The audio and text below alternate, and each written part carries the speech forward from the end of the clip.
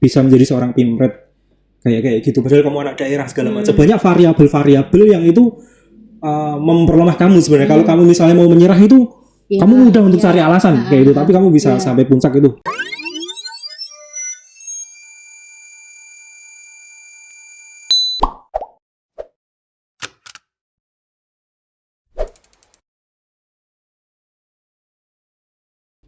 Halo semuanya, bertemu dengan saya Pak Henry. Ini podcast pertama kita. Banyak pertanyaan dari teman-teman semua. Salah satu hal yang paling banyak ditanyakan yaitu tentang kecemasan terkait masa depan. Di beberapa instrumen juga saya temukan banyak sekali kondisi tentang itu. Sebenarnya itu sebuah hal yang lumrah ya, remaja-remaja seusia kalian cemas, takut, kemudian muncul kekhawatiran apakah di masa depan nanti saya bisa menjadi orang yang sukses segala macam. Nah, podcast ini saya bikin untuk menjawab pertanyaan-pertanyaan itu. Mudah-mudahan nanti bermanfaat buat kalian. Dan untuk tamu pertama podcast kita kali ini ada Mbak Reren. Lengkapnya Mbak Reren Indranila, Akamsi Kulon Progo juga. Iya. Anak Wates, kemudian sekolah juga selesai di sana ya Ren ya? Aku TK, SD, SMP, kemudian SMA aku di Jogja, terus kuliah di Jogja. Oke. Apa menariknya dari Mbak Reren ini? Jadi gini teman-teman, Mbak Reren ini adalah sosok orang yang tidak pernah, dulu waktu sekolah itu tidak pernah berpikir jangka panjang Ren ya? Betul. Nanti ketika di masa depan saya mau bekerja apa, saya mau berkarir di bidang apa itu nggak pernah sama sekali terpikirkan. Tapi kemudian ketika Mbak Reren ini berkarir di bidang jurnalistik, dia mampu mencapai karir puncak sebagai pemimpin redaksi. Itu sebuah posisi yang prestisius dalam sebuah perusahaan media. Mungkin bisa diceritakan Mbak Reren, kenapa dulu memilih berkarir di bidang jurnalistik jadi wartawan, apalagi perempuan. Kalau populernya kan wartawan kan biasanya harus jago harus mobile, harus kesana kemari, membutuhkan fisik yang kuat. Sementara perempuan kan kerap kali dipandang sebagai sosok yang tidak sekuat laki-laki fisiknya seperti itu. Bisa diceritakan ya? Oke, jadi dulu tuh memang nggak kepikiran sih jadi wartawan. Maksudnya waktu itu kan aku juga jurusan bukan di komunikasi ya. Aku ambil HI waktu itu. Boleh nyebutin kampusnya nggak? Boleh dong. UPN, HI UPN gitu kan. Nah, waktu itu aku sih berpikirannya aku nggak akan mungkin nih jadi diplomat gitu kan. Aku kayaknya aku di Jogja aja. Gitu. HI itu hubungan internasional. Iya, hubungan internasional. Nah, kemudian karena waktu aku SMA, jadi gini, aku dari kecil kan memang sudah terbiasa baca koran, gitu. Jadi waktu di Wates, papaku tuh langganan ada koran Bernas, Minggu Pagi, sama KR waktu itu. Nah, kemudian aku SMA aku di Jogja, kemudian aku ikut sama budeku. Nah, budeku ini langganan Jawa Pos, gitu. Jadi, terus aku ada baca ada Radar Jogja juga kan, terus kok kayaknya ini ya jadi wartawan kayaknya nggak lucu sih, kan maksudnya kayak menantang gitu kan gitu. Terus itu waktu usia berapa Ren? Waktu itu aku masih kuliah sih, maksudnya tapi aku nggak berpikiran untuk jadi wartawan loh ya. Tapi sudah ada muncul gitu ya. Kayaknya keren ya jadi wartawan gitu kan. Terus waktu itu juga aku lihat ada temen papaku yang dia juga wartawan, warga Kulon Progo juga. Jadi dulu namanya Pak Santoso Wardoyo. Jadi dia orang Pengasih, sekarang sudah meninggal. Dulu dia KR ya? Dulu dia Bernas. Setahuku. Bukan. Sorry. Wawasan malahan. Koran Wawasan itu koran Semarang. Koran Semarang, kayak gitu. Koran sore dulu ya. Koran sore. Yang sekarang udah nggak terbit ya? Sekarang udah nggak terbit. Nah itu waktu itu. Kayaknya kerjanya enak gitu, kayak jalan-jalan kemana kayak gitu kan. Nah itu, tapi aku nggak kepikiran mau jadi wartawan. Aku tetap kepikirannya kerja kantoran gitu kan. Waktu itu aku lulus kuliah, aku beberapa lowongan aku ambil nih. Jadi kayak admin, kemudian teller bank, pangan lah. Nah kemudian ada salah satu info tentang Radar Jogja ini. Ada lowongan ya? Ada lowongan, jadi aku 3 itu aku masukin. Nah di bank itu aku sempet wawancara 2 kali, gagal. Kemudian di Radar Jogja itu aku 2 kali aku masukin lamaran. Jadi waktu itu Radar Jogja itu cari wartawan dan cari reporter untuk televisi. Jadi dulu kan ada project Malioboro TV kalau nggak salah. MBO TV. Nah aku tuh sampai 2 kali aku ngirim lamaran gitu. Aku sih mikirnya ya mana aja deh gitu kan. Tapi dan waktu aku keterima jadi wartawan itu tuh tantangannya nggak cuman di pekerjaan ya, tapi di keluargaku juga karena akan aku dikenal sebagai aku tuh anak ketiga, tapi diperlakukan seperti anak ragil gitu. Nggak ngerti anak cah ragil. Anak bungsu dimanja gitu ya. Kayak dimanja gitu. Kayak gitu. Jadi waktu aku ngasih tahu mamaku, "Ma, aku jadi keterima nih jadi wartawan gitu." Itu udah kayak mau dipikir meneh kayak gitu. Mau dipikir meneh. Sempat diragukan ya. Nah, sempat diragukan kayak gitu. Jadi terus aku sih mikirnya dan waktu itu aku ketemu senior di sini ada namanya Mas Taufik. Sekarang dia di Tribun Tribun mana ya sekarang? Ya? Bangka Belitung ya? Bangka Belitung. Nah, waktu itu dia bilang gini, "Ya udah kamu coba dulu jadi wartawan 3 tahun aja." gitu. Aku bilang, "Kenapa Mas 3 tahun?" Disuruh coba tapi 3 tahun, teman-teman. 3 tahun. Terus aku nanya, "Kenapa Mas? 1 tahun kamu tuh eksplorasi. Tahun kedua kamu tuh merasa nyaman. Ada di titik kenyamanan. Tahun ketiga tuh kamu pasti bosen gitu. Karena meskipun days-nya itu banyak, tapi kan kadang kita rolling tuh kan 6 bulan sekali ya gitu. Kadang setahun kita nggak di rolling gitu. Nah kebosanan kan mungkin ada di situ gitu. Dan bener aku waktu itu sempat bosen. Bahkan aku sempat nanya ke redaktur ada nggak job desk di Magelang gitu.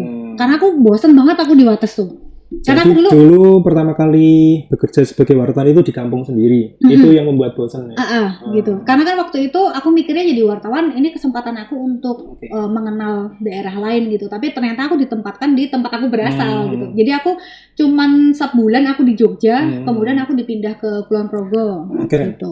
Kalau sekarang balik ke zaman sekolah, dulu waktu sekolah ada muncul pertanyaan-pertanyaan seperti itu nggak? Kayak cemas besok jadi apa kayak gitu? Enggak ya? Aku tuh tapi bukan tipe siswa yang seperti itu gitu ya kamu ya? Gini, jadi mungkin kalau misalnya teman-teman ada yang kenal aku waktu aku SD, SMP gitu kan, aku tuh orang yang nggak pernah mau sekolah. Jadi aku tuh SD. Cepet bosen maksudnya? Atau gimana? Nggak tahu ya. Nggak tahu ya. Pokoknya aku tuh mulai jadi dari kelas SD, aku tuh nggak pernah. Jadi kayak misalnya sebulan tuh aku mungkin cuma masuk 2 kali. Oh ya. Nggak tahu aku kayak nggak. Kamu tahu kan kalau sekolah zaman dulu kita harus pakai sepatu hitam. Bangun pagi. Harus bangun pagi. Dan banyak aturan-aturan yang dipatuhi kayak gitu. Nah, dulu tuh aku tuh paling males kalau harus pakai sepatu yang tertutup. Karena aku rasanya sumuk ya loh. Nggak nyaman ya. Nggak nyaman. Nah itu. Jadi aku kayak aturan-aturan seperti itu yang membuat memberontak kayak gitu atau gimana? Nah, aku agak ragu nih, ini memberontak atau males ya? Jadi antara memberontak atau memang aku yang males gitu. Tapi aku baru sadar kalau sekolah itu penting itu kelas 5 SD. Oh gitu. Jadi kelas momen apa itu? Momen karena aku SMP mau kemana nih gitu. Gitu. Jadi bayangannya itu sekolah lanjut bukan di masa depan itu bukan ya? Jadi kayak jangka pendeknya gitu loh, kayak gitu. Jadi aku nggak mikir jangka panjang gitu. Jadi waktu itu baru sadar sekolah itu kelas 5, itu aku mungkin baru full 1 tahun aku masuk sekolah terus, itu ya kelas 5 terus kelas 6 gitu. Jadi dari kelas 4 sampai sebelumnya itu kayak mungkin masuk kayak nggak tahu ya, mungkin kayak seminggu gitu paling aku ada bolosnya, misalnya 2 hari, 3 hari pasti ada bolosnya kayak gitu. Kemudian baru SMP aku mulai rajin ya. Ya bisa dibilang rajin lah, mending daripada SD. Bisa dibilang rajin gitu. Tapi aku bukan murid yang pintar loh ya. Maksudnya kadang kan kita mikirnya, wah tapi aku tuh gak pintar, aku tuh matematika aku jelek, atau bahasa Indonesia aku jelek, bahasa Inggris aku juga jelek. Aku elek kabeh. Dan sering itu gak tuh? Insecure kayak gitu gak? Ya sering insecure lah, apalagi gini, kayak misalnya nih, kadang murid yang nggak pintar itu kan tidak mendapatkan kesempatan, tahu nggak maksudku? Iya. Kayak misalnya nih, misalnya kita ikut dalam sebuah perlombaan atau kita misalnya ikut ekstrakurikuler gitu kan. Ternyata waktu ada lomba yang dipilih adalah yang pintar-pintar kan gitu. Jadi nggak akan ada kesempatan untuk orang-orang kayak aku gitu, kayak gitu. Jadi kayak mungkin ya kadang dulu aku sih mikirnya iya ya mungkin karena aku nggak pinter gitu. Cuman setelah aku gede nggak pinter tuh nggak apa-apa sih kalau menurutku. Maksudku yang pasti kamu yang tahu. namanya bisa jadi pimret ini teman-teman. Nggak pinter, pelajaran bahasa Indonesia juga jelek. Iya, paling enggak kamu tahu kapan kamu harus mengejar sesuatu gitu. Kayak aku nggak tahu sih momen apa yang akhirnya aku aku ngejar karir atau apa gitu, enggak sih, cuman kayak apa ya, kadang tuh kita merasa kecil hati karena kita nggak, misalnya kita orang dari daerah, kemudian kita nggak terlalu pinter, kita nggak menonjol di sekolah kayak gitu, itu kadang itu kayak menghantui kita gitu kan. Sampai sekarang? Kalau enggak sih, kalau sekarang pede dong. Oke, Ren, kemudian balik ke yang tadi bahwa sejak kecil itu punya kebiasaan untuk baca koran. Itu membentuk sekarang nggak, Ren? Sekarang kan kamu kerja sebagai seorang wartawan, tiap hari bergulat dengan tulisan itu kayak mungkin gitu. Secara nggak sadar ya, gitu. Alam bawah sadar ya. Jadi memang selain baca koran, aku juga dibeliin majalah ya. Kayak aku juga punya kayak warisan majalahnya kakak-kakakku. Jadi kalau zaman dulu kan kita zamannya Bobo.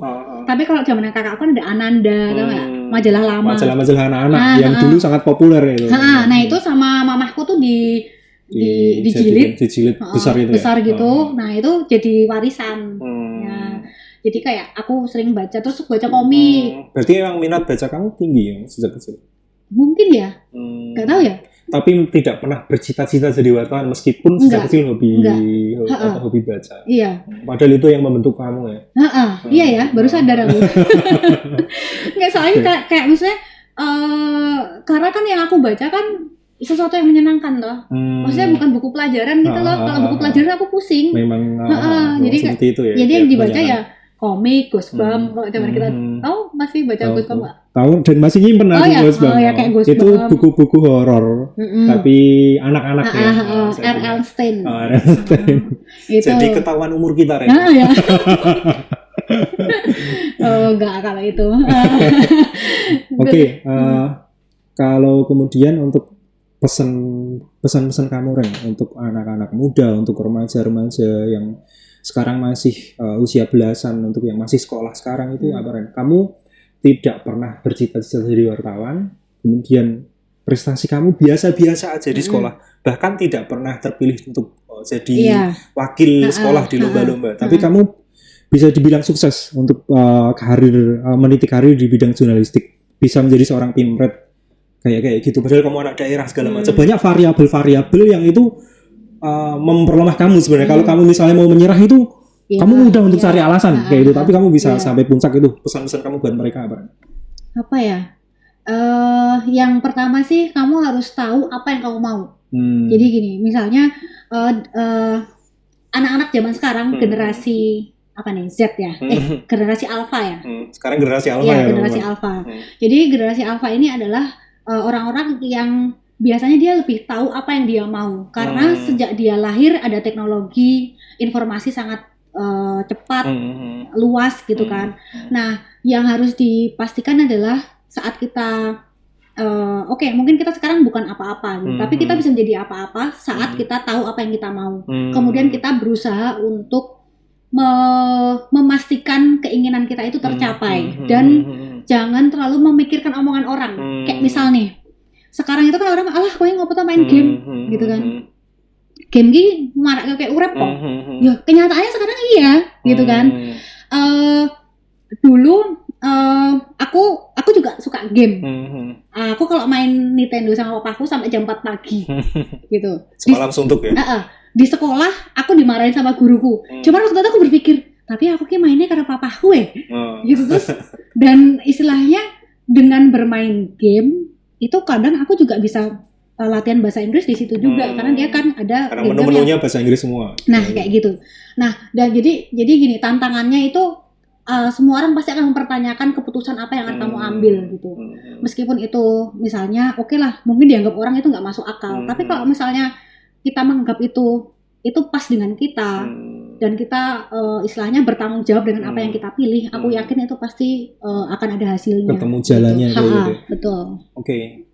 Itu sebuah pelajaran yang bagus sekali untuk kalian semuanya. Oke, terima kasih Reren untuk waktu dan kesempatannya. Sebuah cerita yang sangat berguna sekali untuk kalian semuanya. Seorang anak perempuan yang sejak kecil tidak pernah bercita-cita jadi wartawan ya Ren ya. Kemudian ketika memilih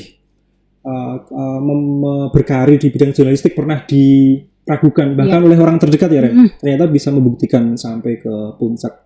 Oke, terima kasih Reren. Semoga sukses di waktu-waktu mendatang. Terima kasih. Ya, semoga bermanfaat buat kalian semuanya. Sampai jumpa lagi. Ya.